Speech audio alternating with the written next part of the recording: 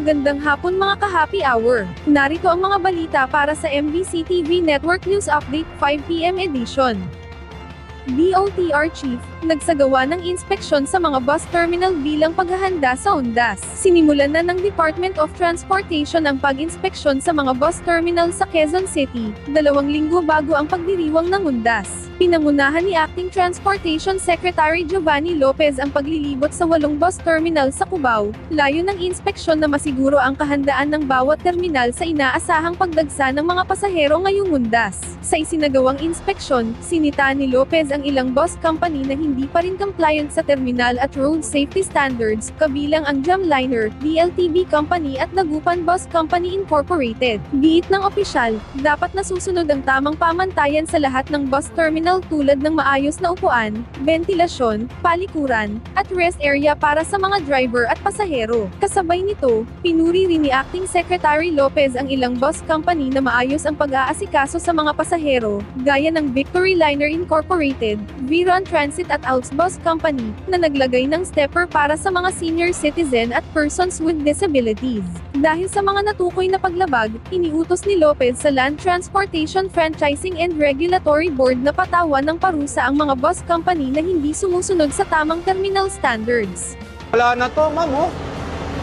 Wala na, oh. Wala na, oh. Hindi, ang aking kamay mo. Oo.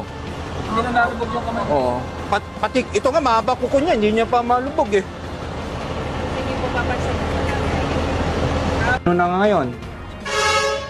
January 2024. So, wala pa kayo buong 2025? Mapapasara po kayo. Tumitingin kami ng terminal, sabi ko nga napakaganda na ano, dapat ganyan. Dapat ganito mga standard ng terminal. Yan ang Maliwalas, may mga pagkain, may breastfeeding room. May electric fan ba sa loob nun? Meron po. Ha? Meron po. We have to impose fine.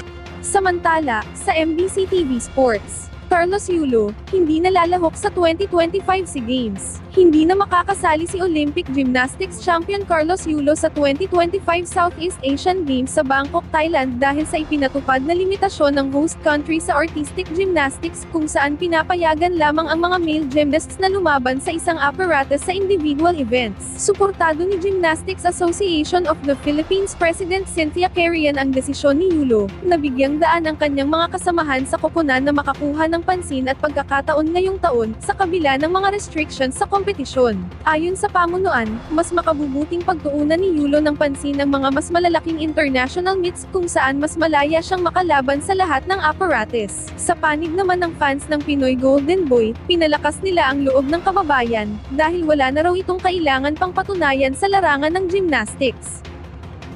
Bago tayo magtapos, narito na ang Christmas countdown, ngayong araw ng linggo. 67 days na lang, Pasko na. At yan ang mga balita para sa MBC TV Network News Update 5 PM edition. Samahan ninyo kami bukas, mula alas 9 ng umaga, hanggang alas 5 ng hapon.